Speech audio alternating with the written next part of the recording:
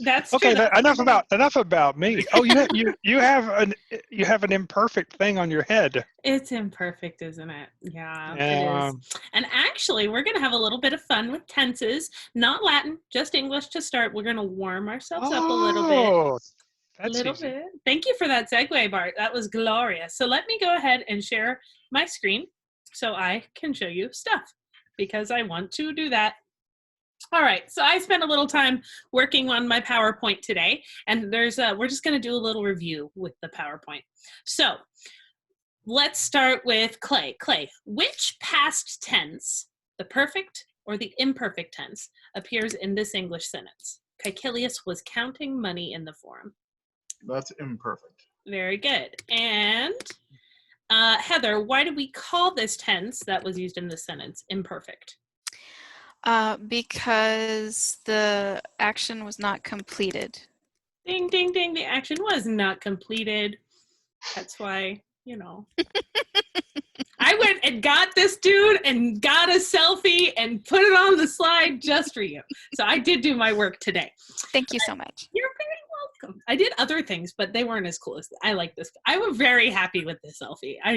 If I ever have to have like a profile picture for Latin teaching, that one. Yeah, there you go. And I've got my golden snitch necklace and everything. I'm like, here. Just make sure the arrow's pointing to the sheep. Yeah, not anything else. Just the sheep and his missing arm.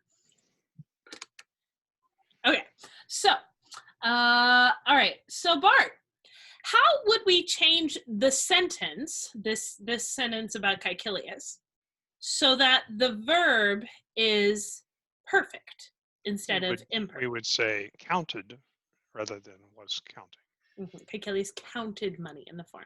Beautifully done. So you guys have retained quite a little bit. This thing right here is stage 6. This is it. What you just did without me explaining anything. So you got it. You have the concept.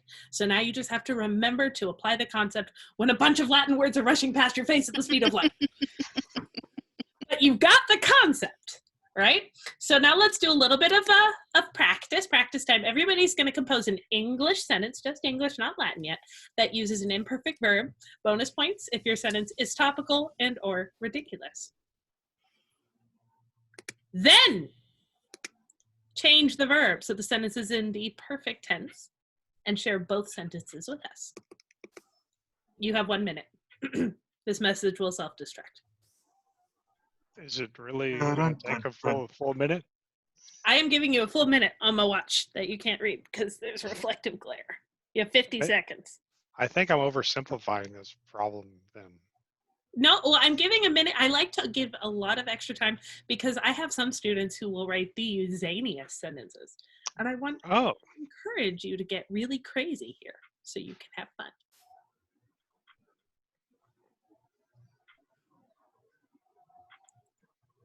And if you're done, we don't have to take the full minute. You have 25 seconds remaining.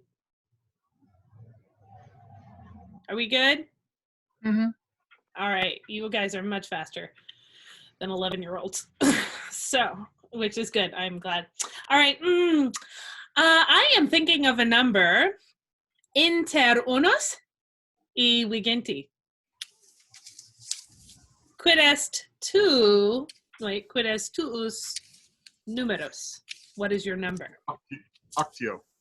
Octo? Octo. Mm-hmm. Quattrodecim.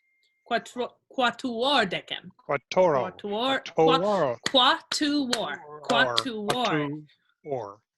Quattuor. Okay. And Heather? Quinque. Quinque.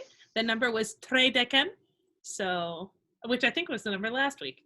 I need to pick different numbers. Normally I'm better at that. But hey, it still worked out because Bart, can you share your sentence with us, please? Oh, yes. Yes. So the first sentence is to be imperfect. Is that right? Yes. The first version of the sentence is imperfect, and the second version of the sentence is perfect. Okay. The professor was throwing imperfect sheep at his class. Or her class. Bruh. Her class. Okay, Yeah, should very good. And how would you make that perfect tense? The professor threw imperfect sheet at her class. Ding, ding, ding. Very nicely done and relevant to what we're doing. So very nice. And then the next closest was octo. So Clay, can you share your sentences with us? The president was losing his mind at the health director. And in the present tense, or no, not the present, in the perfect tense, Perfect let's tense. make this completed in the past. The president lost his mind at the health director. Beautiful. Let's just have it completed and done. And then, Lady Heather, would you please share? I was crocheting an afghan from dog fur yarn. Excellent. Optimate, discipula. Okay, and in the perfect tense, please. I crocheted an afghan from dog fur yarn, which I haven't. I would like to assure you I did not. But you chose to use the first person, which is good. So we're stretching our person usage, which is excellent. So I feel like you have the concept of imperfect and perfect tenses down, you guys. You've got it. So in English. So now we just have to think about how they appear in Latin. So the next question is, what is an infix? It's a word part that is in the middle rather than a prefix at the beginning or a suffix at the end. And that word part in the middle provides additional context for the verb or changes or alters its meaning in some way. That is exactly what it is. So, which infix does Latin use for verbs that are imperfect, Bart? Ah! Nice! You got it! He's so happy for you. Yay! Okay, and then Clay, what infix does Latin use for perfect tense verbs? Letter V, pronounced Woo. Woo. Yeah, it's got a whoop in the middle. And you guys did it. You did really well. So now let's take a look at charts. I know charts are scary, but these charts shouldn't be too scary. So we're going to go Heather, then Clay, then Bart. So Heather, let's look at our action verb chart here. And we have seen O, S, T, and unt. This is familiar. We know what these words align to. But there's a new perfect tense ending. And this one's probably the most unusual. It's the thing that for me, it took me the longest to memorize for whatever reason. So the perfect tense ending for the third person plural is not just unt. It's a little bit more. Do you know what it is? Vunt or want? Well, the V is an infix. It's not the ending. They are not related. So. Oh, is it I? Ooh, you're getting close. I'm going to flash something. I'm not going to flash you. Let me just be very clear. I'm not going to flash you, but I am going to flash something to help you, and I'm going to get rid of this very quickly. Look at number 12. Okay.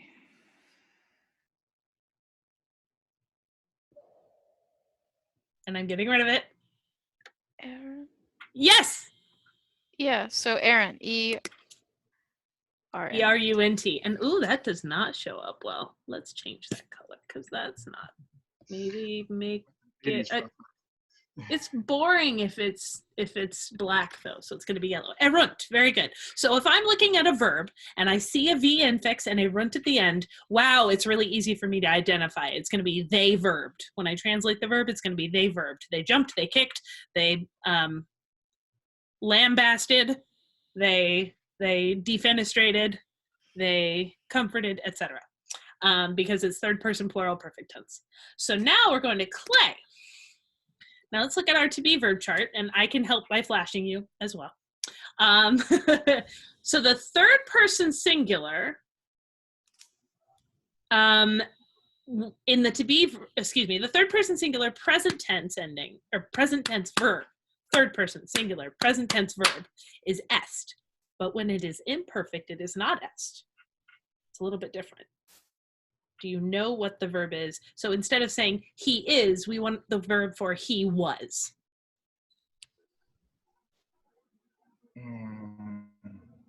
Arrest. Ooh, you're very close. I'm just gonna hint that it's an odd numbered sentence here. The word you're looking for is in an odd numbered sentence. Errant. Errat. Errat. So the third person singular imperfect to be verb is errat. And then Bart, what is the third person plural imperfect to be verb?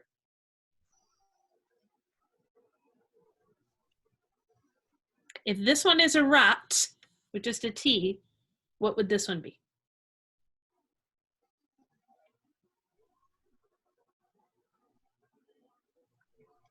I cannot hear you. Can you unmute?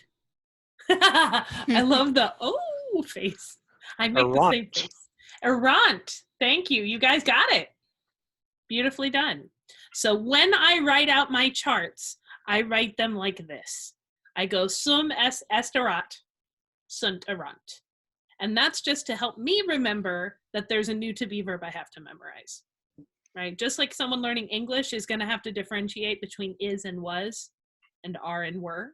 In Latin, we have to differentiate between est and erat and sunt and errant. So errat, what is the imperfect? Yeah, errat and errant, both of these words are imperfect. So he was charming. He didn't necessarily stop being charming. There is a perfect tense to be verb. It is used very sparingly. Because in a Roman's mind, a person is not a fixed, is rarely a fixed quality, and this is usually used with certain qualities. So it's, their quality can change. So he was angry. It didn't mean he was angry and then he stopped having emotions and stopped existing. But est and sunt are not considered perfect. No, they are present tense. The present tense, okay. Present tense. Sum, est, est, and sunt are present tense. And the other column is the, and the errat and errant are imperfect.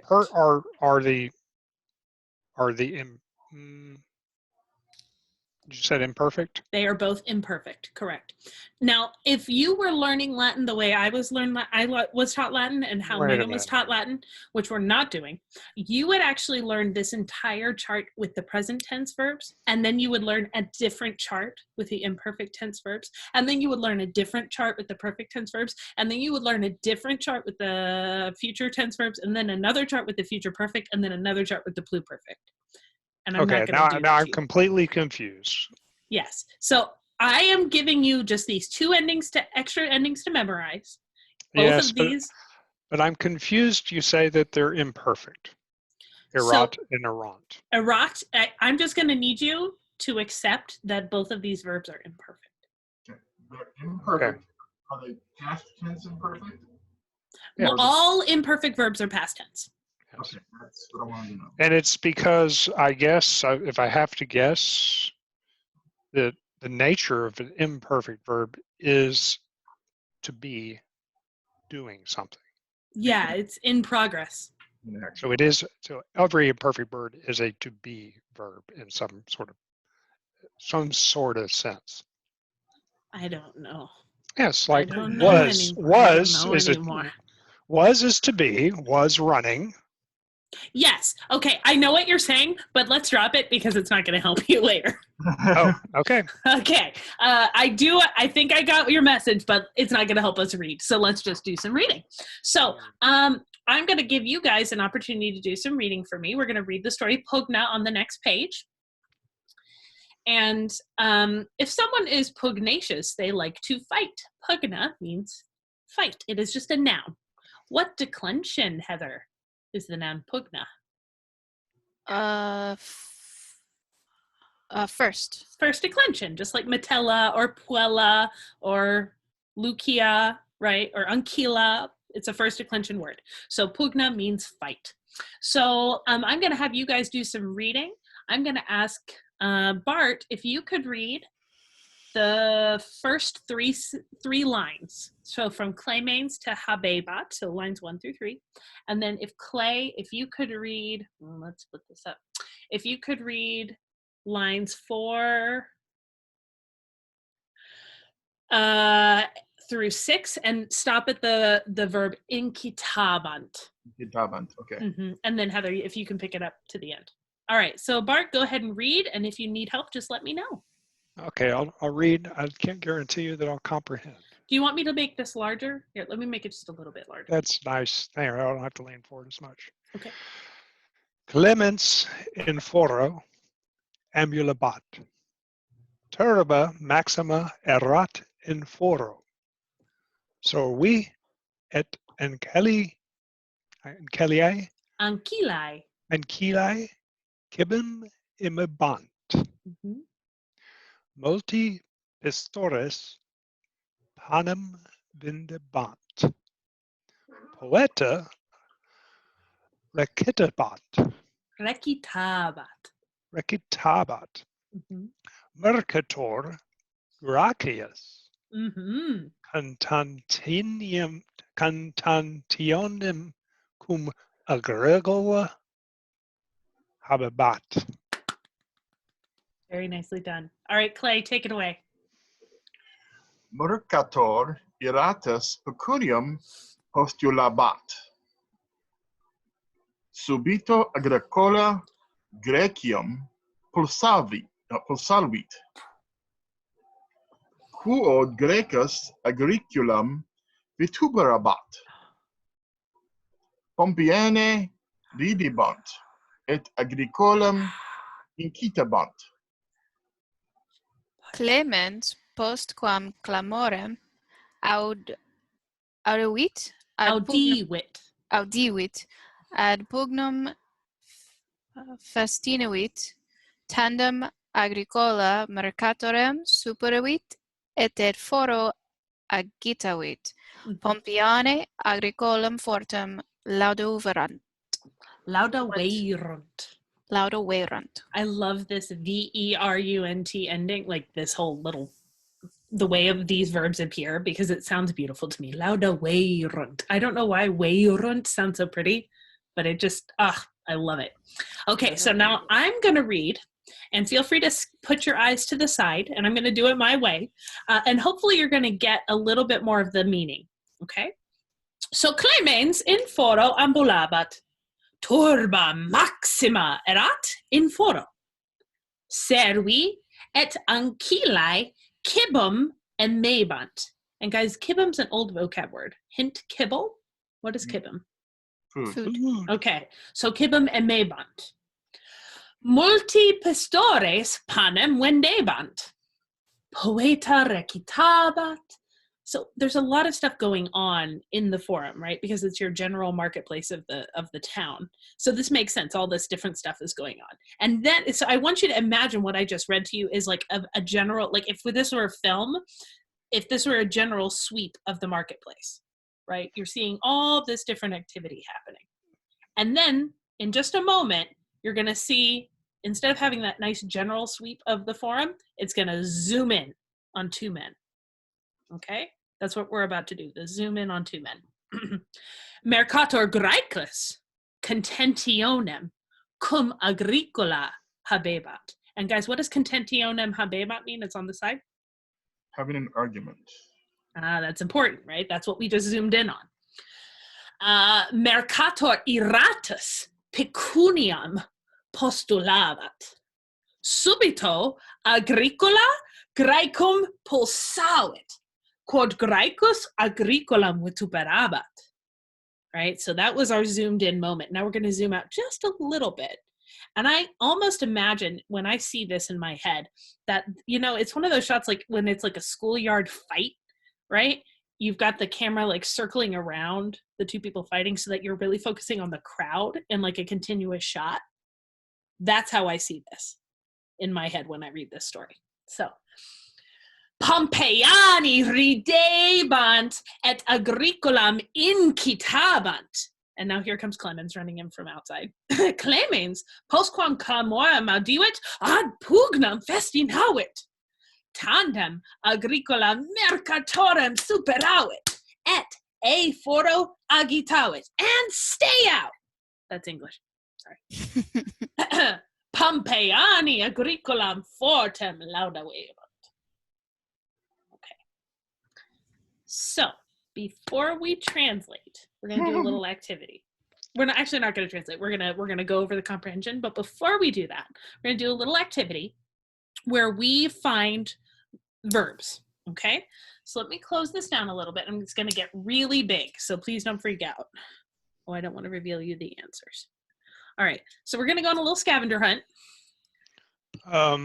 Yes. I don't see what I've got to change my sharing. One sec. Yeah. Here you go. Does that? Yeah, that's much better. Okay. So this is the story you just read. We don't have any vocabulary on the side because I don't want you to worry about the vocabulary right now. We're just going on a hunt for verbs. Okay? And the only verbs we're looking for right now are imperfect verbs. Oh, that's nice. Okay. So I'm going to give you 1 minute to find as many imperfect verbs as you can. And if you want to write them on a scratch piece of paper, that would probably be good. If you want to type it up on the side, whatever. But you've got 1 minute. Find all the imperfect verbs. I don't know if I have any place to put them. I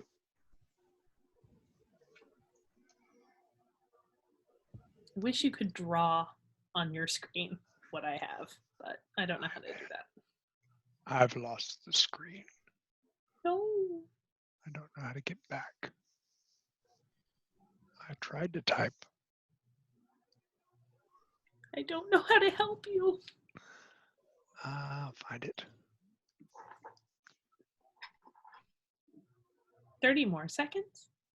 I haven't started yet. There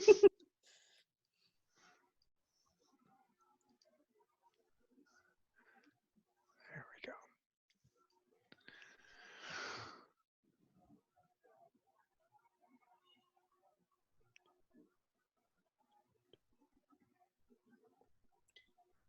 Quinque, quatuor, tres, duo, unas.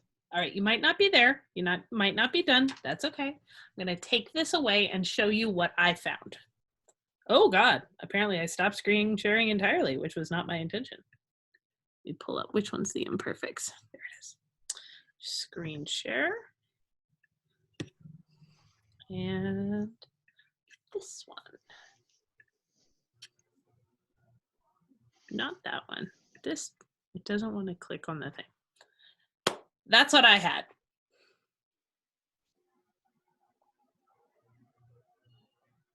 Ooh. So there's usually one that most students skip. Grecus. Era. Oh, crud. No, Greca shouldn't be there. Let me get rid of that. No, y'all. That's a typo.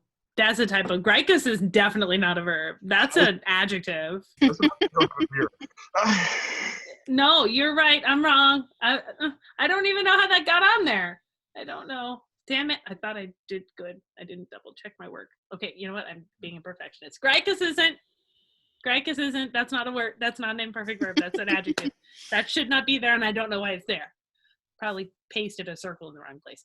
Usually the one that students skip is erat. You know, because they're thinking, oh, I'm just looking for ba, right? They're only looking for the ba. But They're looking for action, not to be. yeah, and you have to think about both, right? Because both verbs with ba and to be verbs are imperfect. This to be verb, erat specifically. And where do you see most of these imperfect verbs happening? At the beginning of the story or the end of the story? At the beginning. Yes. Yeah, because we're seeing a lot of general life happening, right? We've got people selling bread. We've got people buying food. We've got a poet doing his thing. You know, it's a lot of like general action. We're not looking at individual completed action at the beginning of the story, right? Mm-hmm. So now let's go back and find the perfect tense verbs, which I can do this. I believe in myself. I know I stopped screen sharing. I need to find a way to do this better. Did that work? I don't know if that worked. No.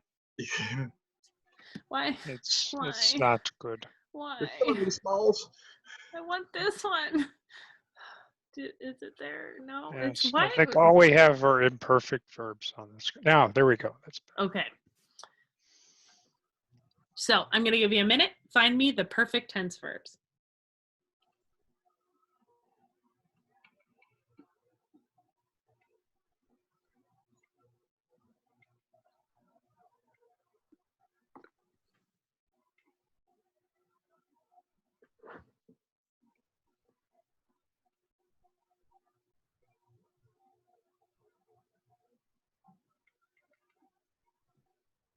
30 seconds.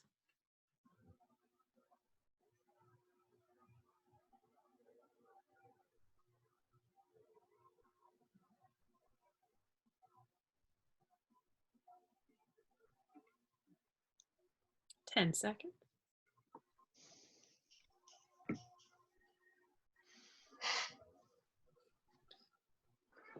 5 with quinque, quattro, tres, duo, unes. Very good.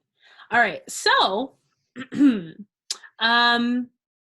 yeah, let's go ahead and take a look at these perfect tense verbs. I'm going to try and do this differently. Maybe if I do it like this, it'll actually work. Okay. Are you guys, do you still see pugna up there? Uh-huh. All right. And now, if I do this, did you just see another pugna with pink on it? Yes. Very good. There we go. Okay, so there's a lot fewer of them, aren't there? Are any of them wrong? I didn't double check my work. Hold on. No, that's what I got. That is correct. Okay, so these are words where all the action has been completed, which usually means that we're looking at a focused moment in time. So let's just look at these sentences and translate these sentences. All right, so let's start with Heather. We have subito agricola graecum pulsavit. Can you translate just that clause for me? Suddenly the farmer hit the Greek merchant. Suddenly the farmer hit the Greek. He punched the Greek. You could even translate it as punched here because it's probably a punch. Okay. And quad is a conjunction. Conjunction. What's your function? Oh, because Yeah. the Greek had cursed the farmer. Okay, I'm going to be really picky about this. Okay. Had is actually a different tense. Okay. So we're going to not use had. Was cursing, was scolding, was telling him off. Was cursing. Okay. So had is pluperfect and we aren't ready for that. So yeah, so if you notice, so the Greek had been like coming at the farmer, right? He's yelling at him, and then the farmer loses his cool and punches him, right? So that's that completed action. So Clay, let's come down to the next one, which is audivet, and we have two clauses here as well, so you can do both of them. Clemens postquam clamorem audivit ad pugnam festinavit. Clemens, after hearing the clamor. Hearing is a present participle. After he heard.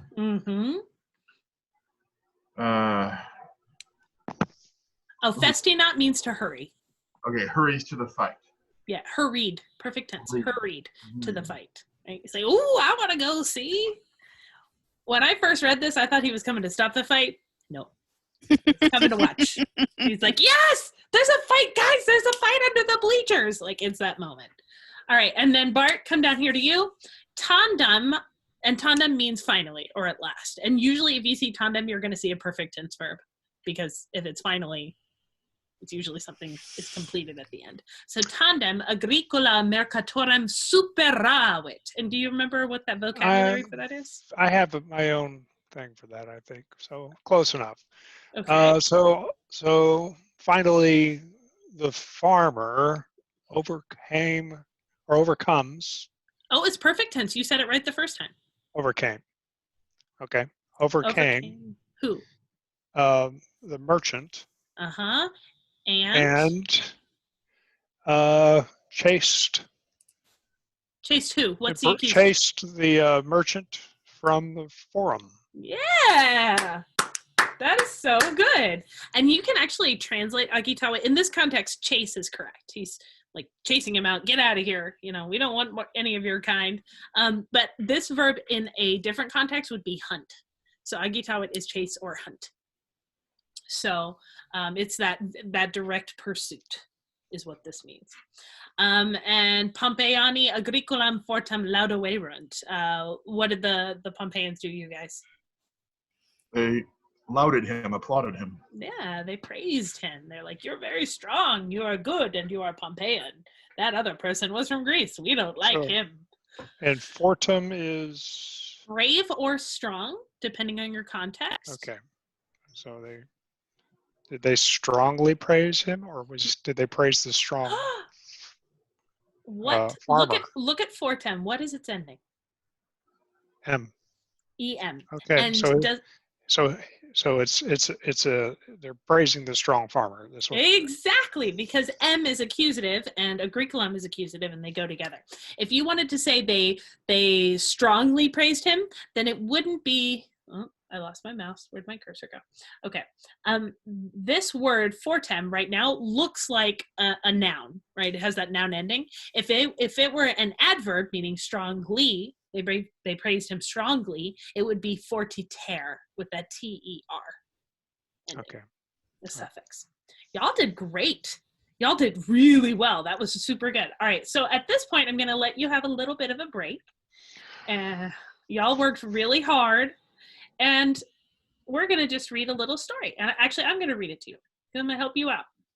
So, does anyone have a question about this story before we move forward? Like what happened? I didn't understand this word. Festinowit is hurries? Hurry. We actually have two Hurry. verbs that show up in this chapter for hurry. The first one is festinat is hurries. Festinawit is hurried, right? So Okay. festinat is the present tense. And then contendit, which we're not going to talk about the other form of it. Contendit also means hurry. That's, So- that's And what is there something about the context in which they're used where you? I've never figured it out. I don't think it's in context. There is a reason that they use festinat, festinawit in this chapter, and I'm not going to tell you why. You don't want me to.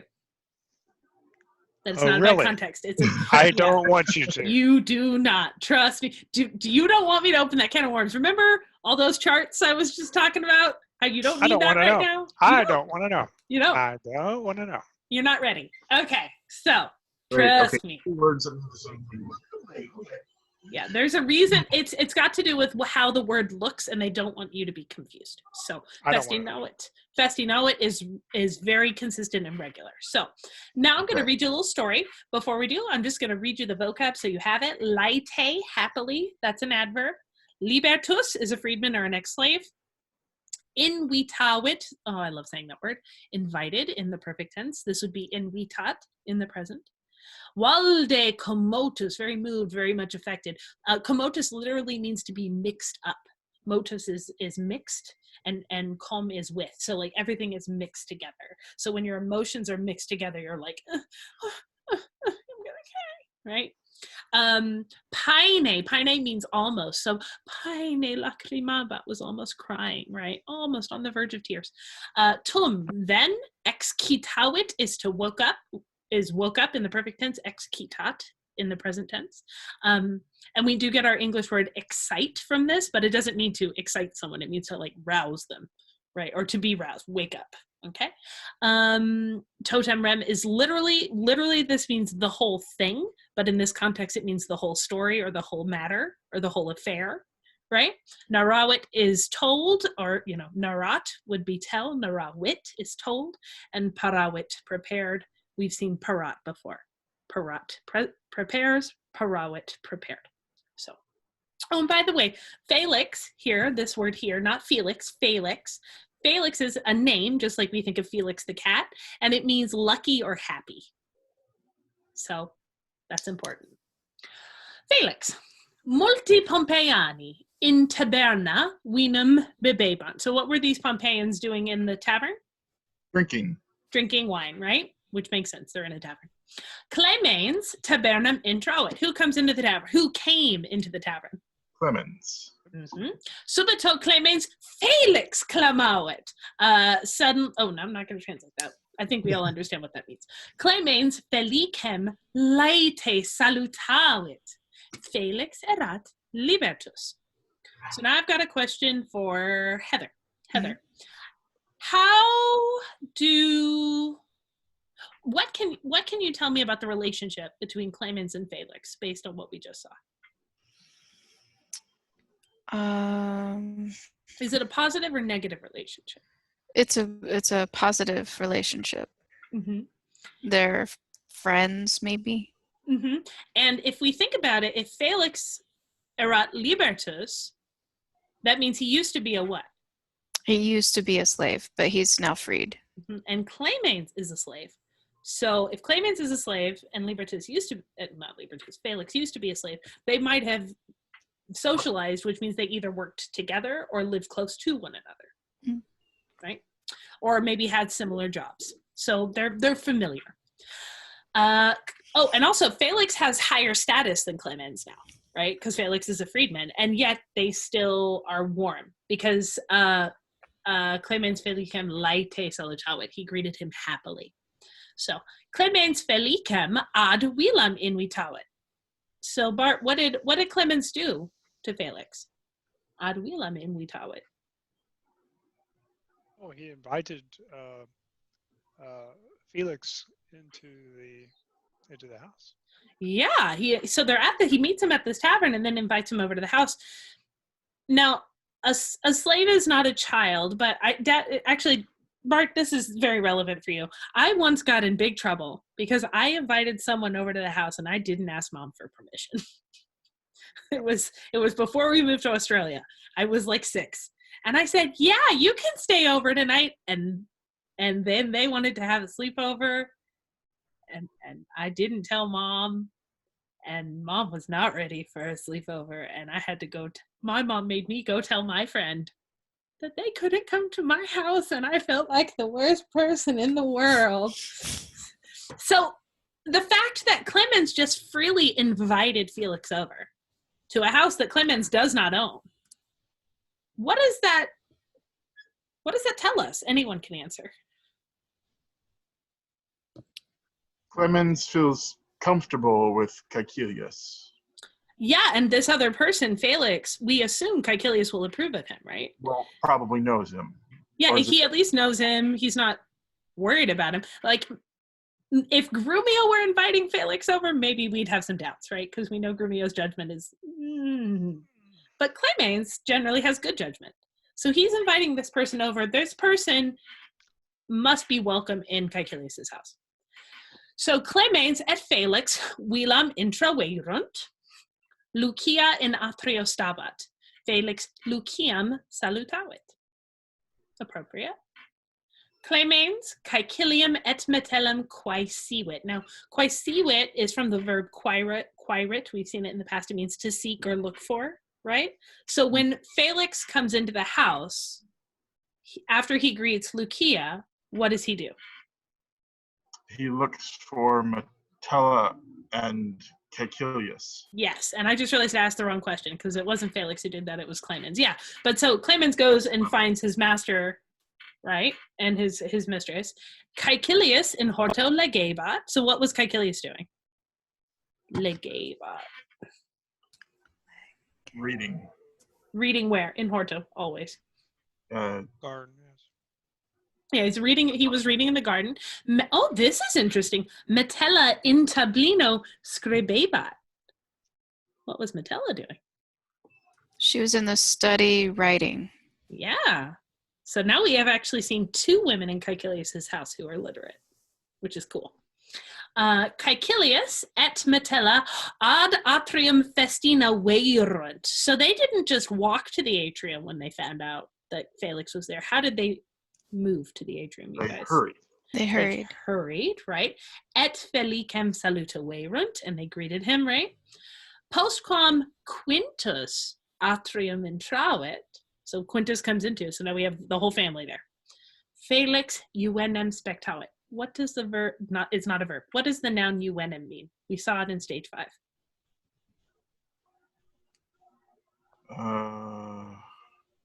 Uenem. Young man. Young man. And notice they use this word uenem here. It's not the boy, it's not Quintus, it's not Caecilius' son, it's uenem. He's a young man, right? Which means he is aged up somehow. So Felix uenem spectavit. Libertus erat valde commotus. How did Felix feel, you guys? Wait a minute, I'm confused. I'm Yeah? sorry. Yeah, thank you. Back Let's go. Let's back up. You win him, spectavit. Yes. Okay, so we're talking of Quintus here. Well, Quintus came into the atrium. Quintus entered the atrium. Felix, which is now a new nominative. This is a separate clause. Felix, Right. UNN spectawit. Felix, what did he do? He sees the young man. sees no. I'm sorry. There's intent here. Sees no.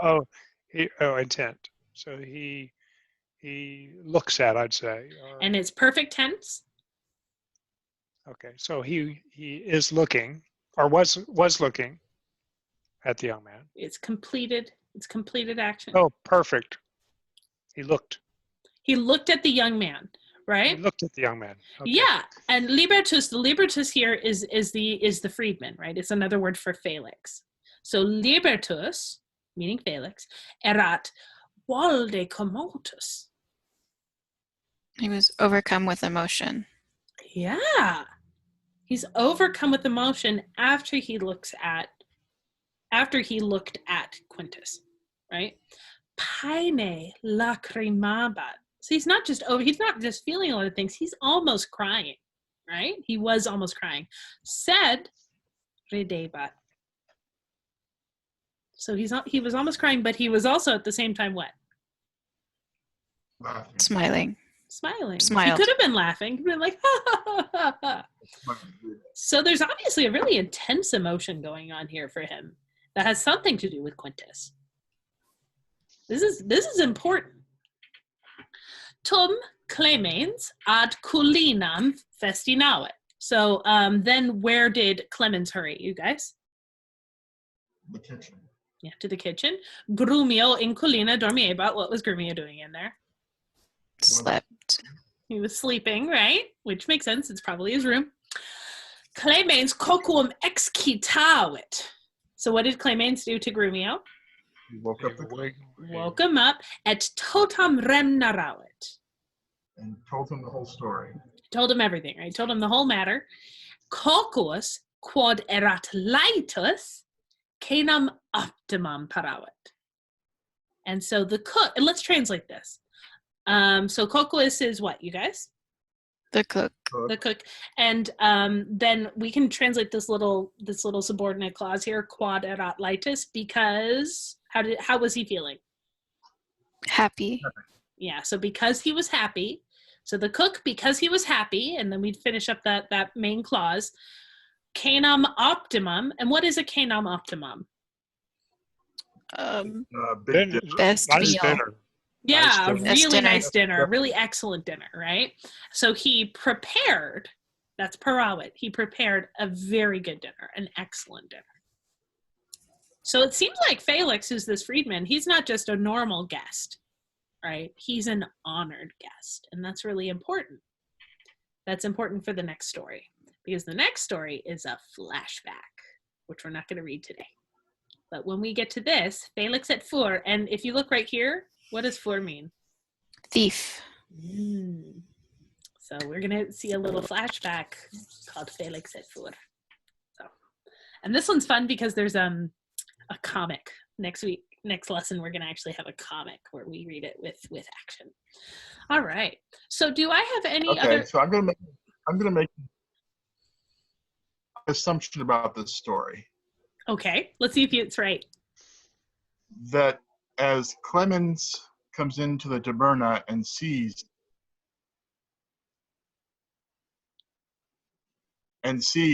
Felix, he makes the assumption he's a freedman. Freedman gets. I think you broke up a little bit. Or So yeah, my connection is blinking. Hold on.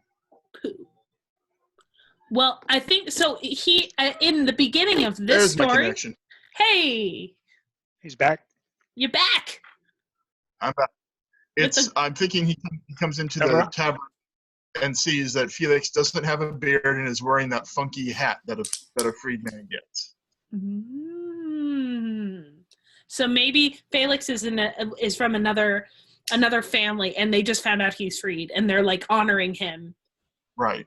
Oh, I love that interpretation. I love it. Does anyone else have an interpretation?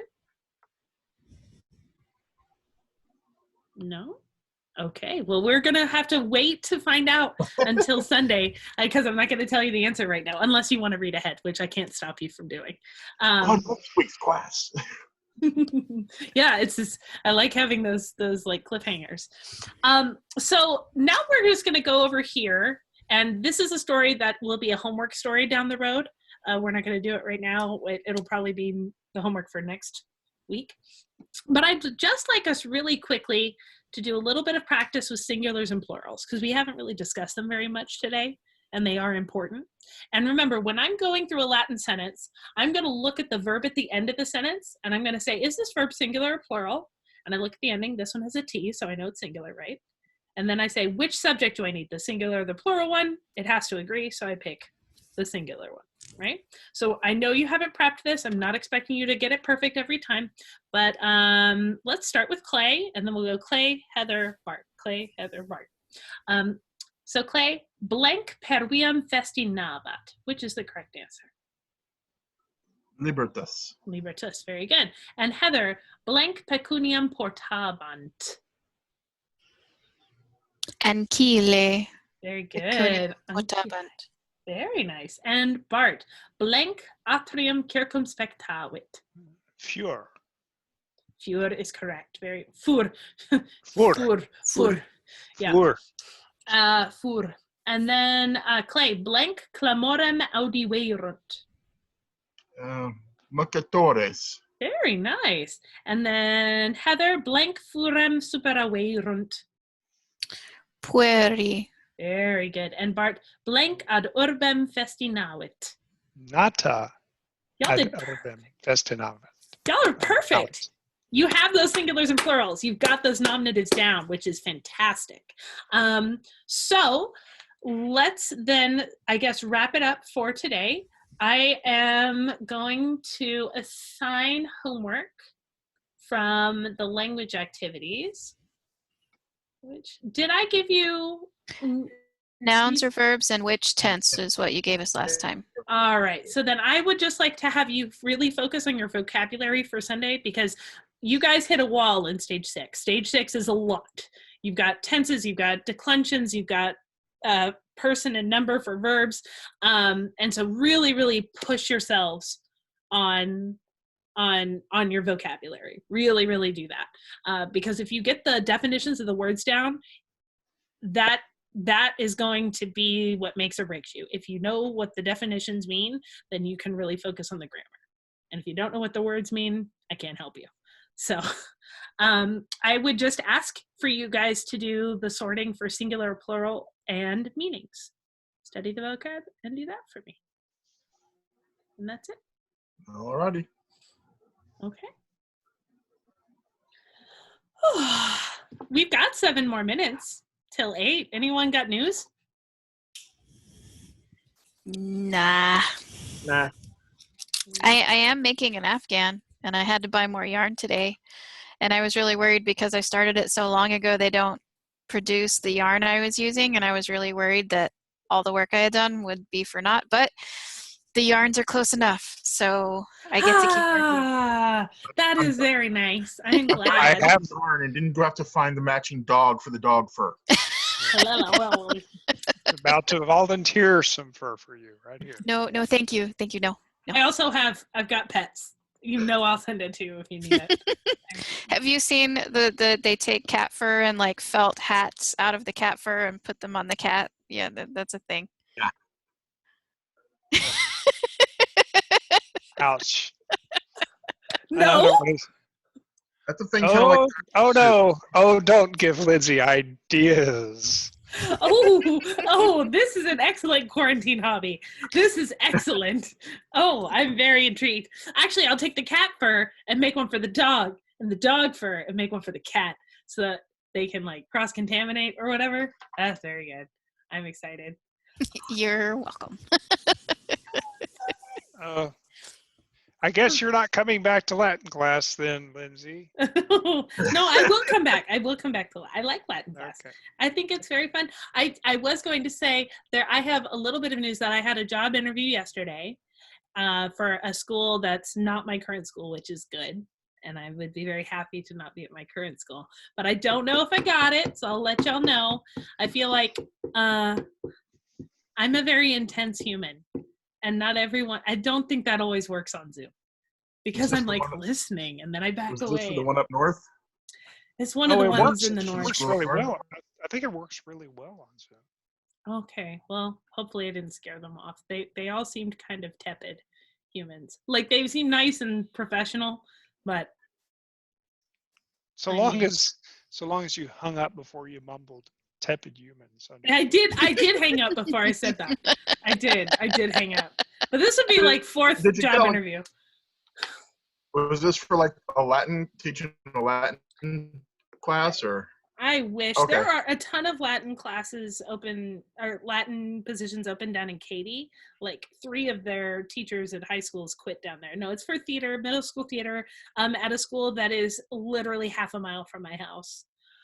Okay, I was gonna say, because if it was for Latin, if you got real excited about the whole blood thing, that probably wouldn't do. Yeah, I get you. I get you. But yeah, no, it was fun. It was for theater, so I hope they hire me. But they might not. Cross my fingers.